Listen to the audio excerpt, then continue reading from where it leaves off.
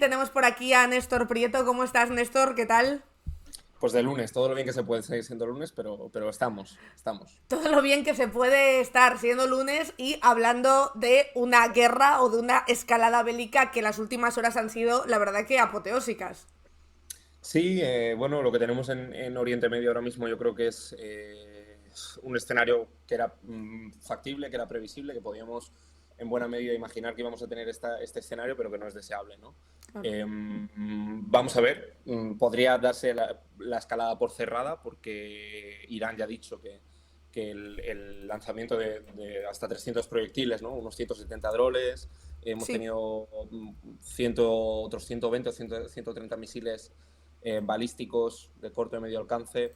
Eh, bueno, pues eso fue el ataque directo que lanzó Irán sobre territorio israelí, pero dijo que ya daba por concluido, que para ellos esa era la respuesta que se daba a un ataque previo, que fue el ataque que hubo de Israel contra un consulado iraní en Siria. Este es un poco el contexto, porque si no parece, coño, están aquí Irán, que es el eje del mal, que no sabemos muy bien ni cuál es la capital, ni quién gobierna allí, el régimen de los ayatolás, que es como la frase que sintetiza Sí. un proceso político, histórico, ideológico de 60 años en Irán y que son muy malos, pero bueno, el tema es que ahí hay un trasfondo. Para mí es clave el contexto, porque si no entendemos el contexto no entendemos nada. Y me podría ir muy atrás, me podría ir al asesinato de Qasem Soleimani en 2020, que Estados Unidos bombardeó territorio iraní para asesinar a un general de la Guardia Revolucionaria, es decir, bombardeó a un tercer estado directamente. También podríamos hablar de 4 científicos iraníes asesinados, que son los desarrolladores del programa nuclear iraní, algunos de ellos con la autoría casi 100% clara por parte de Israel, es decir, que ya tenemos ese historial de confrontación. Y ya lo último fue que el día 1 de abril, si no me equivoco, bombardeó Israel el consulado de Irán en Siria. Es decir, bombardeó el consulado de un tercer país en un cuarto país. O sea, Claro. todo sin comentarios. Y eso lo hizo 6 días después de que el Consejo de Seguridad de Naciones Unidas pidiese un alto el fuego en Gaza. Y lo digo esto porque al final el más interesado en que se hable de un foco y de una eventual escalada regional del conflicto es Israel. ¿Por qué? Porque en primer lugar consigue desviar el foco de atención del genocidio que estamos viviendo en Palestina, porque de hecho la opinión pública lo que tenía es muerte de cooperantes, desplazamiento forzoso, Naciones Unidas presiona, y frente a eso siempre hay una amenaza. La apuesta es voy a más, y frente a eso, pues no, esto no es un genocidio en Palestina, esto es la amenaza que tengo de que Irán me quiera atacar y que yo soy Israel y estoy amenazado y por tanto el marco no es ya lo que está pasando en Gaza, sino que el marco es un escenario de conflicto. Porque en primer lugar, ni Irán quiere una escalada porque su situación económica y su situación militar no invitan a una confrontación armada directa. De hecho, Irán ya habría tenido posibilidad de haber empezado una confrontación armada directa el 7 de octubre si hubiese querido Claro. seguir lo que estaba pasando en Gaza. Ni Irán quiere, ni lo quiere Estados Unidos, que no quiere un foco de inestabilidad en Oriente Medio, teniendo ya la guerra de Ucrania, teniendo ya los conflictos en el mar del sur de China, ni tampoco lo quiere la Unión Europea, porque tendría consecuencias económicas muy grandes, como producción de petróleo, auge y demás. Entonces, con todo esto, lo único que quiero decir es que lo que hemos vivido este fin de semana era una respuesta que se le había obligado a Irán a dar desde un punto de vista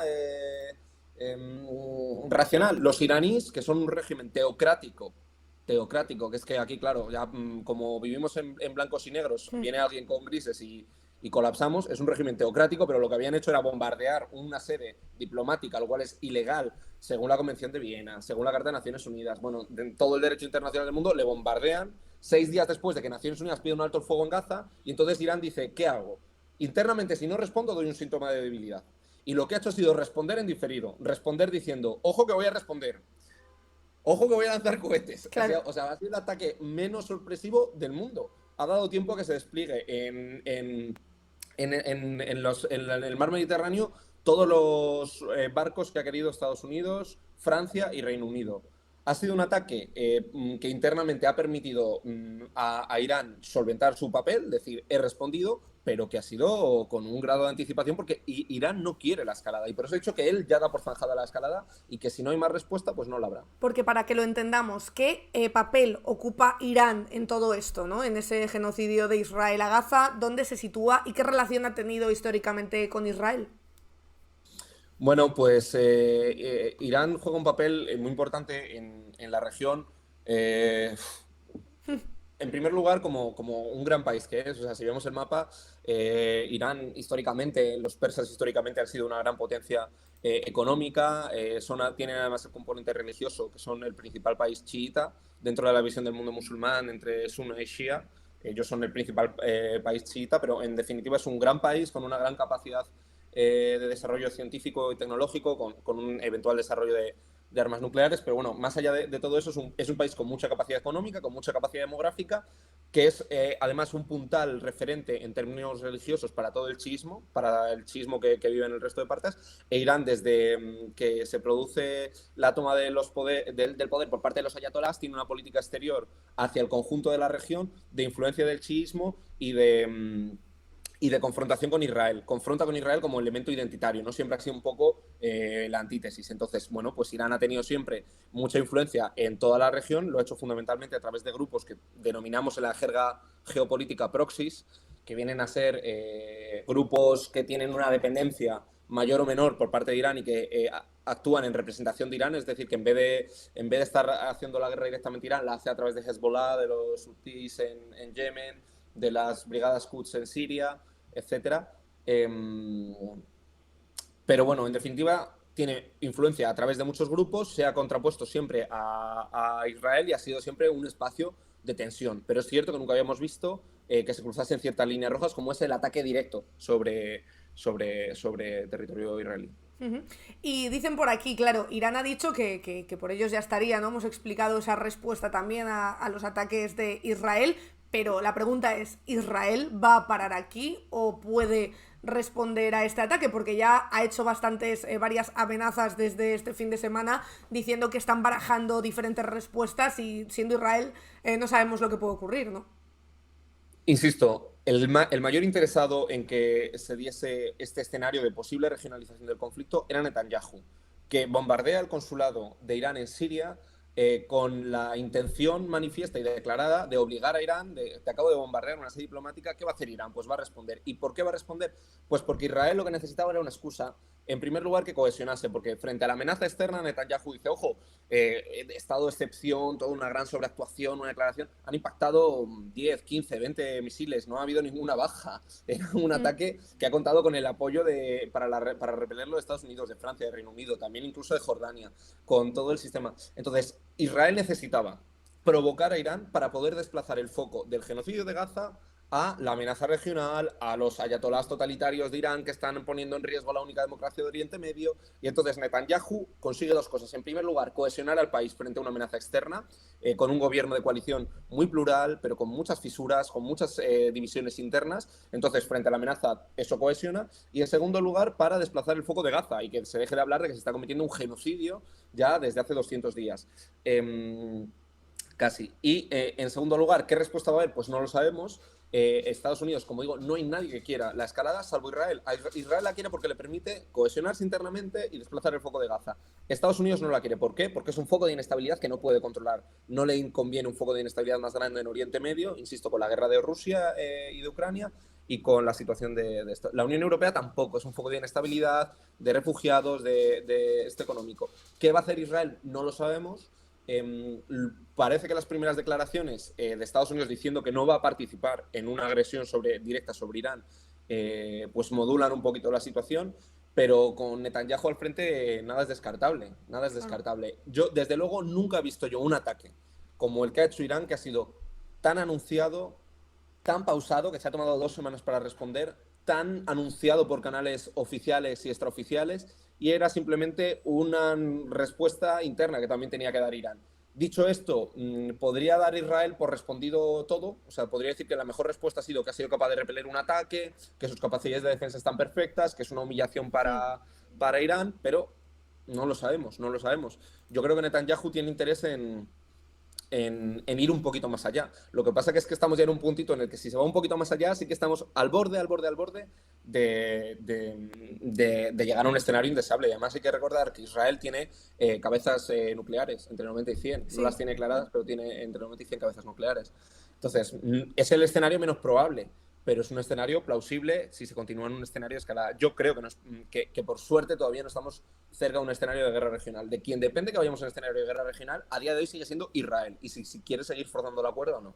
De hecho, hemos visto y recordaban también por el chat a muchos políticos y medios de comunicación estos días decir: Pedro Sánchez tiene que condenar el ataque que ha sufrido Israel, ¿no? Como otra vez esto de Israel colocado como víctima a ojos de según quién, en según qué medios y en según también qué partidos políticos. ¿Sigue siendo defendible Israel Mira, todavía?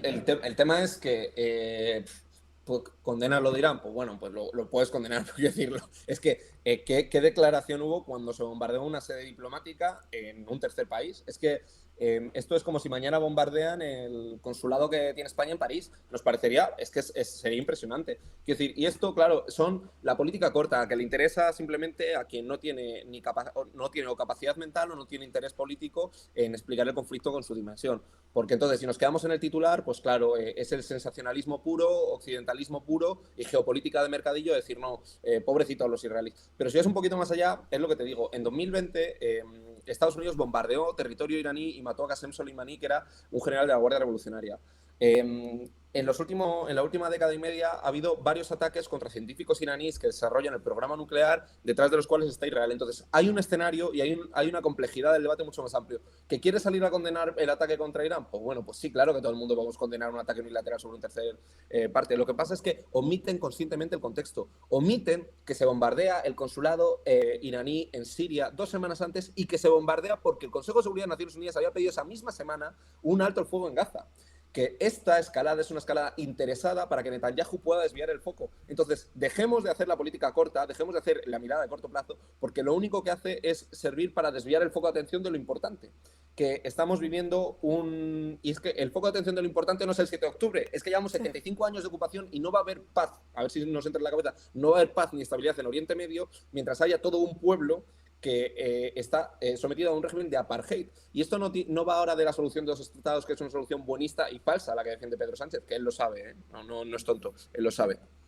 Esto va de que el conflicto ya es demasiado grande. Es que hay 6 millones de refugiados palestinos. Es que, aunque Israel quisiese acabar con toda la gente de Gaza, es que hay 1,5 millones de personas en el Líbano. Y el Líbano ya tiene una posición central, condicionada. Hay más de 500,000 en Jordania. Entonces, es un punto que es trascendental. Entonces, podemos ir a la política corta. Joder, los iraníes. Vamos a la política larga. Llevamos con guerras, la guerra de Sukkot, la guerra de Yom Kippur, la guerra de los 6 días, todo tipo de enfrentamientos, Hezbollah, los hutíes, las brigadas Quds, todo el mundo está centrado a través del conflicto de Palestina y de Israel, que es un conflicto que se creó artificialmente por culpa de Occidente, que otorga un Estado en un territorio que no le correspondía y que lo hemos alargado y enrevesado conforme pasa el tiempo. Entonces, claro, en la política corta todos son condenas y todo el mundo se puede solidarizar con quien quiere interesadamente.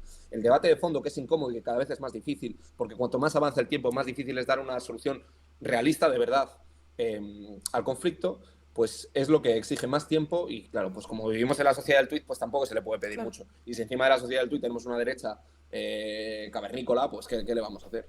Y claro, y tenemos al Partido Socialista, que es, en fin, no... ¿Por qué hablar, verdad? De hecho, la Sí, semana porque luego no voy a pasada... encontrar trabajo yo. Entonces, Claro. ya, La semana pasada, en la sesión del Congreso, aquí hablamos de que Pedro Sánchez justo salió diciendo que él estaba haciendo una gira, que ya lo hemos visto, ¿verdad? Reunido con un montón de líderes de un montón de países para recabar apoyos, ¿no? Para ayudar o para apoyar o para reconocer ese segundo Estado o ese Estado palestino. Sigue tirando de ahí también Pedro Sánchez y desde luego ha encontrado un buen filón, porque la gira que se está pegando y la imagen internacional que está proyectando en según qué medios, yo creo que es bastante buena para lo que es el PSOE sobre todo. sí, ha encontrado un buen filón porque desde luego es un punto que así, si te lo dicen, nadie puede estar en contra, ninguna persona progresista puede estar en contra, pero es una solución falsa. En primer lugar, porque hay un tuit famosísimo, yo me acuerdo que lo he puesto alguna vez del 2013 o del 2015 de Pedro Sánchez, de cuando gobernemos reconoceremos el Estado palestino. Ya lo podías haber hecho, campeón, no necesitas pactarlo con nadie. ¿Eh? Es un reconocimiento bilateral, son 2 estados que acuerdan que existen, que se reconocen la existencia mutua y que, por tanto, como hay un reconocimiento, establecen relaciones diplomáticas. ¿Qué pasa? Voy a decir una cosa que es muy popular, pero que también es salir del titular. La solución de los 2 estados es un unicornio. O sea, no es verdad, no es verdad. ¿Qué 2 estados? ¿qué dos estados? O sea, ¿cuál es el estado palestino? Porque también proponía la solución de dos estados Trump, con los acuerdos Abraham y con cercenar todavía más el territorio palestino. ¿Cuál es la solución de los dos estados? La solución de los dos estados es que ni siquiera los acuerdos de Oslo, que se firman hace ya un tiempo y que establecían la existencia de una autoridad palestina, se están cumpliendo. Entonces, es un debate falso, porque lo que hay es, en territorio palestino, lo que es Palestina hoy en día, según Israel y según la comunidad internacional y según Estados Unidos y según España, es Cisjordania, que es un queso gruyère, porque está dividido en tres zonas, la zona B y la zona C. Hay zonas donde no tienen ni capacidad civil, es decir, no hay ni alcaldes ni autoridad gubernamental palestina, ni tampoco militar. Se están ampliando los asentamientos militares, no tienen ejército, no tienen capacidad de defensa de ningún tipo. Y por otro lado está Gaza, que está bloqueada medievalmente desde 2006. Desde 2006 sufre un asedio medieval Gaza. Entonces, ¿qué Estado es? Es que ellos saben que no hay capacidad de crear un Estado a día de hoy con las condiciones que se dan en el territorio de Palestina, ni aunque mañana acabe el genocidio en Gaza, ni aunque mañana acaben y vuelvan al estatus previo. Es decir, volvemos al 6 de octubre. El 6 de octubre no era posible una solución de dos Estados. ¿Por qué? Porque se ha institucionalizado el apartheid. Porque lo que debería ser el territorio palestino, según los acuerdos del 68, no se cumple, no se estaba cumpliendo ya. Entonces, ¿queremos un Estado palestino? El Estado palestino no puede ser con el statu quo actual. El Estado palestino necesitaría de una respuesta clara y medida para volver a un punto de legalidad y de legitimidad. Si queremos, que incluso yo cuestionaría esa legitimidad, nos tendríamos que ir al 48, cuando se crea el Estado de Israel por decreto en la Asamblea de Naciones Unidas, donde tampoco estaba ni la Unión Soviética ni muchísimos estados. Lo crea Occidente, después de la Segunda Guerra Mundial, y crea un Estado. Vayamos a esas fronteras y entonces volvamos a empezar. Y entonces lo que habrá que hacer es, en primer lugar, garantizar el derecho al retorno de los refugiados palestinos, que está contemplado por Naciones Unidas, y por tanto hay 5 millones de personas que tienen que volver a su casa. Declaramos ilegales en las colonias y los asentamientos, como lo declara el derecho internacional, y también lo que haremos será la liberación de todos los presos políticos. Y cuando se cumplan todas esas condiciones previas, podremos hablar de un Estado palestino funcional. Si no, de lo que estamos hablando es de decir que hay una ficción de Estado en un territorio que está ocupado militarmente, con más de 10.000 presos políticos, con 5 millones y medio, 5,9 millones de refugiados palestinos en la diáspora o viviendo bajo la ocupación. Entonces, ¿qué Estado es? Ellos saben que ese Estado no es posible. Es pura palabrería. Ojalá existiese, ojalá fuese posible un Estado palestino. No lo será mientras las condiciones no cambien. Y eso que decías, además, Néstor, creo que ha estado estupendamente explicado, que ese statu quo, ¿con quién lo cambias? Es decir, ¿quién le dice a Israel, no, vamos a volver un montón de años atrás y vamos a restablecer el statu quo? Es verdaderamente surrealista, a no ser que alguien obligara a Israel a hacerlo, ¿no?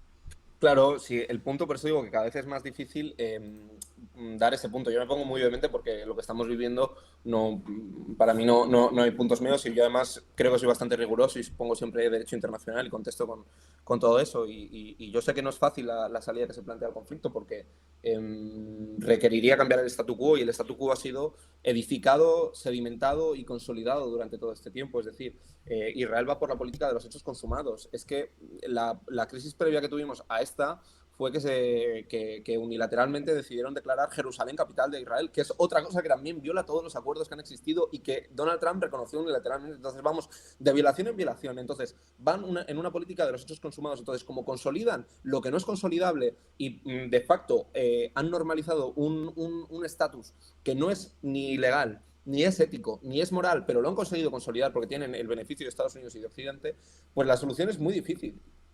Entonces, esto efectivamente requeriría de remontarnos mucho, de hacer un trabajo de construcción de procesos de paz y de diálogo muy amplios, pues que son muy difíciles, porque además es que la sociedad israelí pues está completamente fanatizada, porque se ha criado en un cuento. O sea, quiero decir, es que es verdad. O sea, la sociedad israelí vota a Netanyahu y legitima lo que está pasando. También porque se ha creado una histeria colectiva. Y esto lo decía Miko Peled. Yo estuve hace poco con Miko Peled, que su abuelo fue fundador del Estado de Israel, su padre es un alto general del ejército israelí, él es un judío antisionista, y yo tuve la oportunidad de estar con él aquí en Bruselas, y él te lo decía, dice, si es que hay un problema fundamental que se ha metido, y entonces esto ya no es un problema solo histórico del derecho internacional, es un problema ideológico y comunicativo, que se vende que Israel es la única democracia de Oriente Medio y hay que salvaguardarlos, y pobrecitos los judíos, que parece que el genocidio lo cometieron los palestinos y entonces había que compensarles de alguna manera. Entonces el pueblo de Israel y los judíos que existían originariamente en el territorio palestino convivían sin ningún problema y eran un grupo religioso que desde luego merece todo el reconocimiento, y luego llegan millones y millones de personas de Europa por el genocidio que cometió Alemania con sus aliados, y se les entrega esa parte y entonces se genera un problema mucho más complejo. Pero con todo esto solo quiero decir que tiene muchas dimensiones y que cada una de esas dimensiones cada vez va más. Desde el punto de vista del derecho internacional cada vez se viola con más flagrancia. Desde el punto de vista comunicativo cada vez tenemos más propaganda con que Israel es una democracia cuando está matando a 36.000 personas. Si esos son los valores occidentales, que decía antes, si los valores occidentales son matar a 36.000 personas, apaga ya. La democracia liberal burguesa ha fallado. Si estos son los valores, o sea, no sois capaces ni de guardar las formas. Y ya desde el punto de vista ideológico, internamente en Israel estamos viendo como cada vez desde Yair Lapid, es que ni sé yo cuándo remontarme. Cada vez son más de derechas los gobiernos porque la sociedad también es cada vez más de derechas. Porque estamos viendo como los asentamientos ilegales se multiplicaron un 130% hace un año o 2 años. O sea, es que se les legitima internamente e internacionalmente. Por eso es cada vez más difícil. Oye, Néstor, seguiremos hablando seguro del tema de Israel, pero hay otro tema del que quiero hablarte porque ahora estamos muy preocupados y mirando mucho a Irán, pero lo cierto es que la semana pasada, durante un par o 3 días, la noticia era sobre México y Ecuador, que están preguntando también por aquí por el chat, porque claro, pasamos tan rápido por las noticias. ¿Cómo está ahora mismo la tensión entre México y Ecuador con ese asalto a una embajada? Y también surgieron muchos temas y muchas dudas la semana pasada con esto. ¿Asaltar una embajada de otro país es como asaltar territorio de otro país? Bueno, me viene bien la pregunta porque me sirve para enlazar un poco. Yo creo que esto ya es un poco teoría más amplia, pero yo siempre que vengo aquí en todos los espacios, porque además es muy importante que hablemos de política internacional y que hablemos de política internacional con conocimiento. Entonces, bueno, pues yo intento jugar mi papel humilde desde donde puedo. Estamos en un punto en el que estamos en una transición geopolítica, el unipolarismo estadounidense es decadente, ya no existe, eso es un objetivo. Lo que dijo Fukuyama del fin de las ideologías no es verdad, es decir, después de los 90 cayó el muro del este, el muro de Berlín y llegó el dominio de Estados Unidos, dices tú, ¿para qué me está contando esto? Yo sé dónde llego. Y entonces Estados Unidos empezó un gran unilateralismo donde, bueno, pues había unas normas que eran el derecho internacional, que era como un marco mínimo que todavía se respetaba. Pero ahora que estamos en un momento de transición y de competición entre bloques y que China crece más, Rusia crece más y el statu quo se ve que está en movimiento, estamos viviendo un momento de transición y un momento de gran tensión geopolítica. Y en ese momento de tensión geopolítica, los actores cada vez están dándole menos importancia al derecho internacional y estamos viendo una erosión progresiva del derecho internacional. Y esto es peligroso porque sienta un precedente, porque si el coste de saltar y de violar el derecho internacional cada vez es menor, los actores se van a ver más estímulos para hacerlo. Entonces, si vemos que la respuesta de Israel, que el Consejo de Seguridad de Naciones Unidas te dice que tienes que hacer un alto el fuego y tú no lo cumples, es decir, incumples el Consejo de Seguridad, sientas un mal precedente. Entonces, en un momento de gran competición y donde estamos viendo que todo el mundo quiere ganar influencia y no le importa ganar influencia a costa del derecho internacional, vemos como un país como Ecuador se ve legitimado a violar una sede diplomática de un tercer estado como es México. Tenemos algún antecedente en la historia. Por ejemplo, la dictadura uruguaya lo hizo una vez contra la Embajada de Venezuela.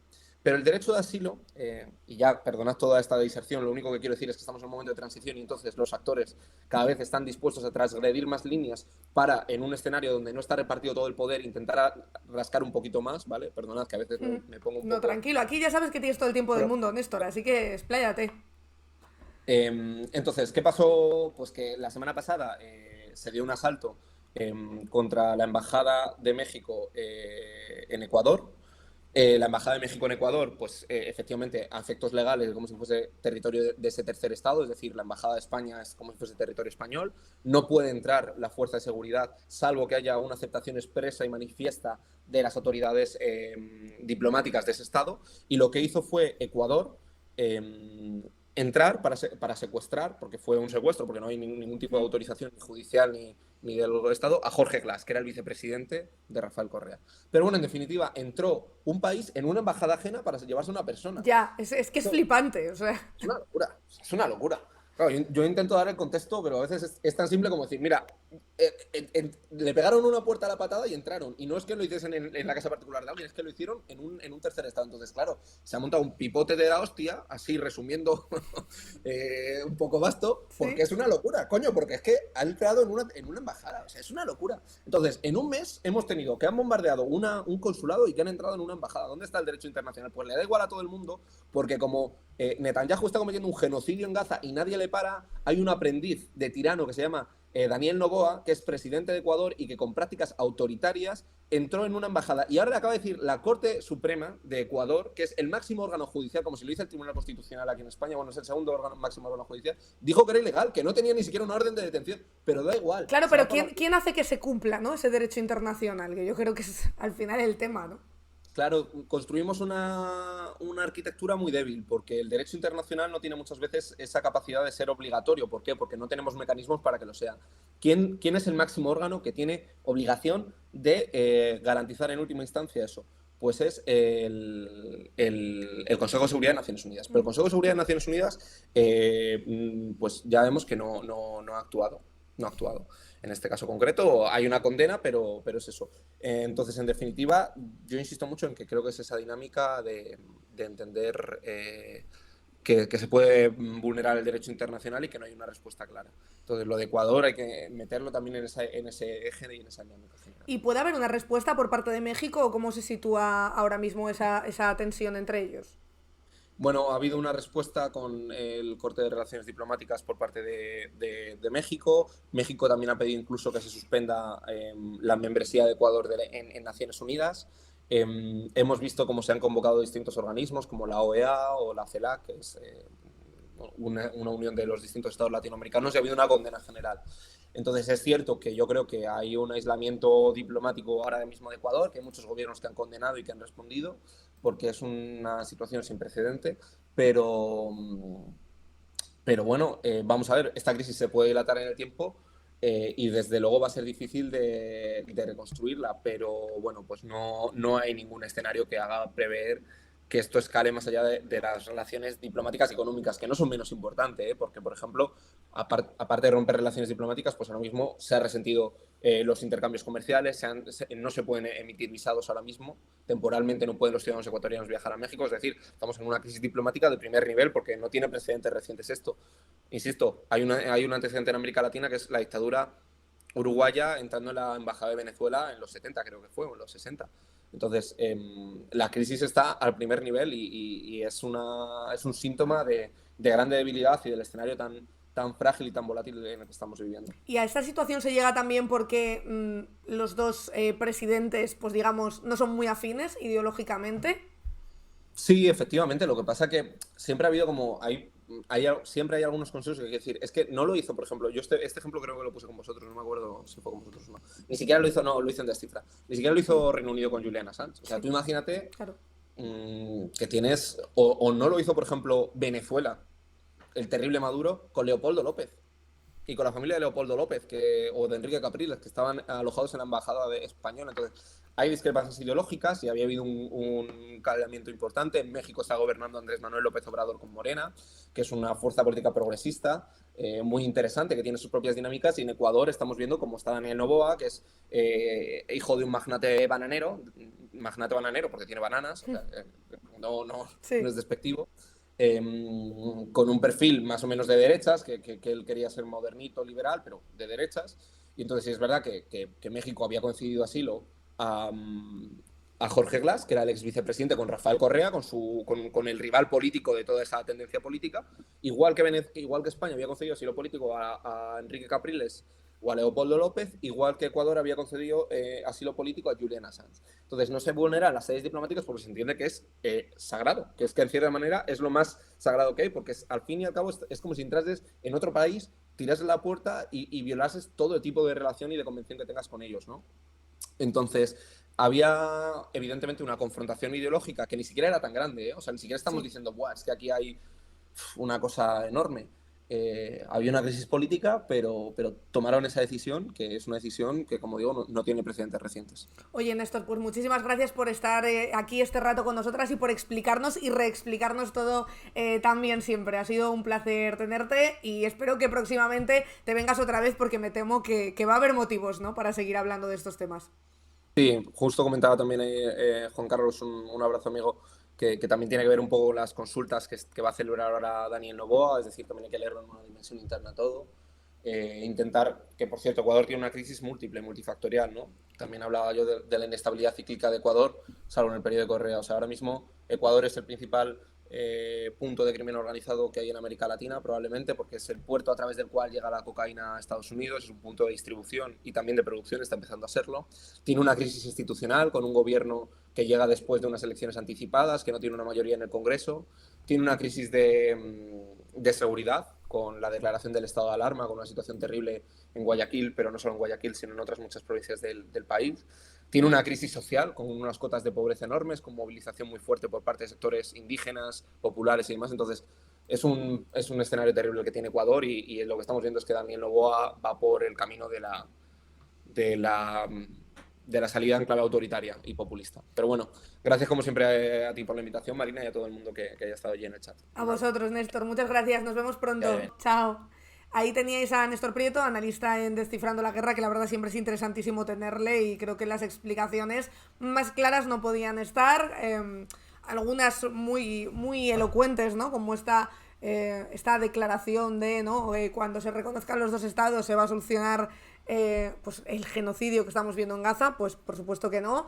Luego también que no caiga en el olvido esa relación entre México y Ecuador y esas líneas que se han violado tan flagrantemente, de las que hablamos la semana pasada, pero que esta semana parece que han quedado un poco maquilladas o un poco sepultadas por todo lo que está ocurriendo entre Israel e Irán, y también ver de dónde viene esa relación entre Irán e Israel y de dónde viene también ese ataque de Irán a Israel. Así que yo creo que la verdad, toda una clase la que nos da Néstor cada vez que viene aquí. Por supuesto, os recuerdo que sigáis a los chicos de Descifrando la Guerra, aparte de en Twitter, que hace unos hilos maravillosos cada vez que ocurre cosas de este tipo, explicándonos y dándonos la última hora de todo lo que va pasando y siempre, por supuesto, verificando todo lo que ocurre. También hacen directos en Twitch, así que si no les seguís, que me imagino que muchos sí, seguidles también. Spanish Revolution.